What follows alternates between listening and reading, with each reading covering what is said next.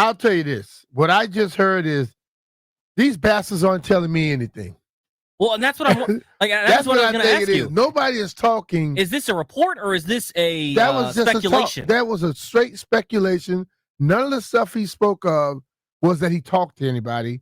He just said they're not close because you know why? No information has come out. Correct.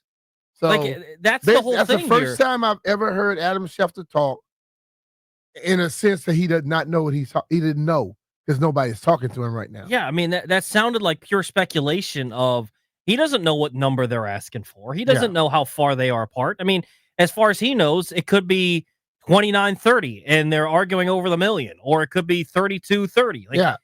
This is just that is the one time I've heard him talk when normally when he's talking, I normally will go with whatever he says. But right there, he seemed lost.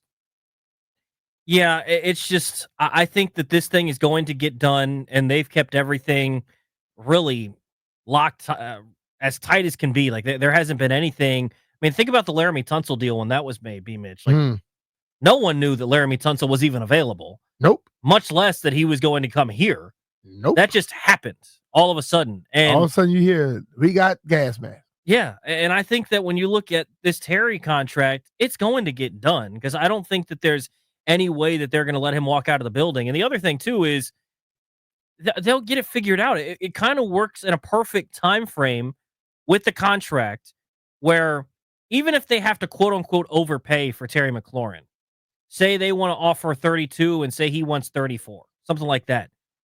It's in a perfect time where it doesn't coincide with Jaden's contract at all. At all. Because Jaden's on a rookie contract for 4 more years with the 5th-year option picked up. So you got 4 more years of affordable quarterback play before he gets that large number, which could be 70, 80 million by the time he comes up. Yeah. They don't have to will be. They don't have to pinch pennies right now. Now's not the time where you have to be like, hey man, we could really use an extra $5 million. You don't have to do that right now with Terry McLaurin. Maybe with some other guys, but not Terry. Nah. Listen, man, I'm not getting agitated. I'm not getting worked up and worried about that comment right there because that was not a report. That was comments. Yeah, and I don't think that there's a whole lot to be worried about. Again, like Swino was saying, like we've said all along, talk to me when it's training camp and if he's not there, and then we can have a more real discussion. But we saw that. What was the timeline the last time that he got his deal? It was sometime early July, right? It was July 6th was the day it was signed, but yeah, so we don't know when they so early July to it. Early July, right around this time frame. So it could be that by the 4th of July when you're celebrating on Friday, Terry McLaurin could be signed or they've agreed to a deal. I hope it is. I will fire some fireworks then. I'm throwing up some regardless. I might throw a couple extra if they can get the deal done for Terry. Yeah. But I just don't see any way that they would let him go. He's too important to this football team. He's too important to the offense. He's too important to Jaden Daniels. And I think just overall, he's the leader of this team, and it sends the wrong message. But everyone also understands it's a business, but I think it gets done. I think it gets done, and I think his impact on the offense that he can have going forward where he has a true quarterback. We saw him have the best season of his career last year, and that was something that had to grow as well, BMitch. Like that was something that as the season went on, they got better together. Imagine now having a year's worth of chemistry under your belt and taking that next step as Jaden grew, and they grew closer together as well. Don't you think that your quarterback would want to see his guy come back? Oh, 100%. And I'm so sure, too. Like, he's been around the facility. Heck, he was just out in Ashburn on Saturday. He was at a signing event that they were having at the Dulles Expo Center or whatever. He was out there taking pictures and signing autographs with fans. I'm sure he heard a bunch of stuff from fans while he was out there. Like, hell yeah. I can guarantee you. Fans will give you their opinions. He's going to be wearing burgundy and gold. He's not going anywhere else. He's too important to this team. And I think you look at this offense going into this year, BMitch, bringing in a Deebo Samuel, open some more stuff up for Terry McLaurin because he's going to have guys maybe have to come down a little bit. He's going to spread stuff out horizontally, and you're going to give more opportunities for Terry where he's got a legit another threat that, or the offense has a legit another threat the defenses had to pay attention to. Yeah, I agree with that. And I think, Terry has done it without having that weapon. Why would you want to get rid of him now when he could be more effective? So, I mean, like I said, I'm not going to react to comments. So locked on law in the chat says, imagine giving Terry $35 million a year and him not having another season like last season. That'd be one thing if last year was an anomaly. It was his best season, there's no question about it. But year after year, he's gone for 1,000 yards with terrible quarterback play. He's played well every year. And I think the problem is, like, people think the thing of it is when you get money, you keep being productive.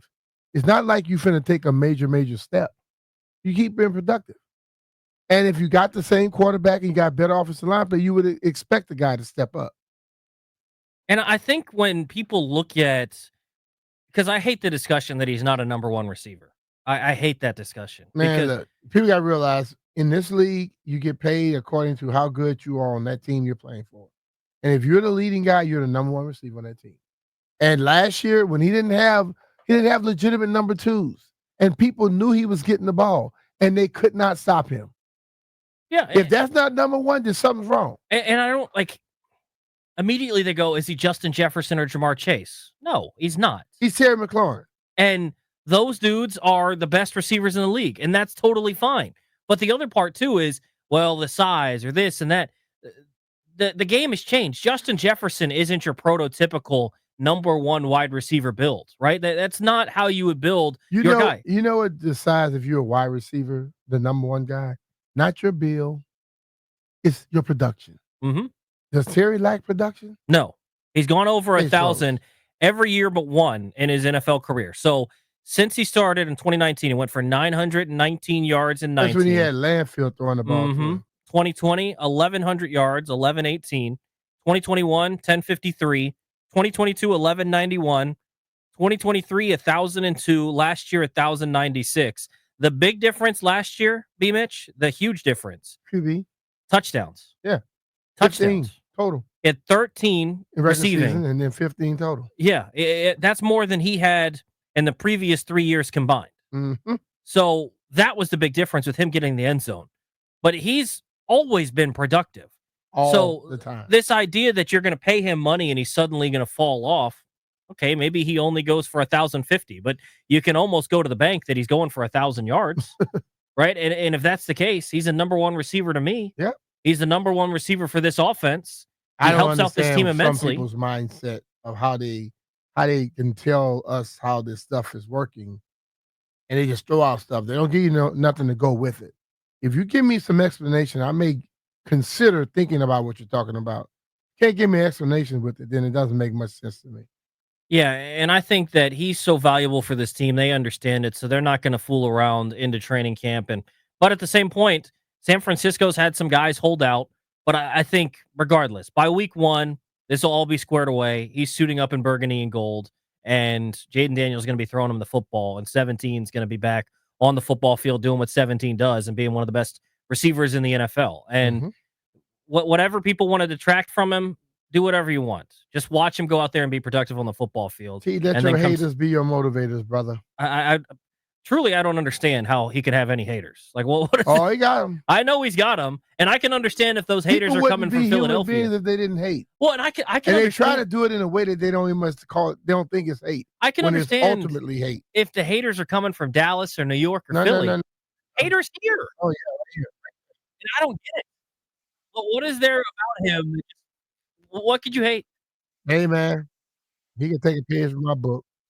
Give him all one finger salutes. Keep moving. I don't see Terry doing that. I'll do it for him. We'll let BMitch be the representation. Problem doing it for you, T. We'll let BMitch be the representation for Terry McLaurin. Coming up next, we'll make some bets and wrap up the show. You're listening to BMitch and Finlay on the Fan.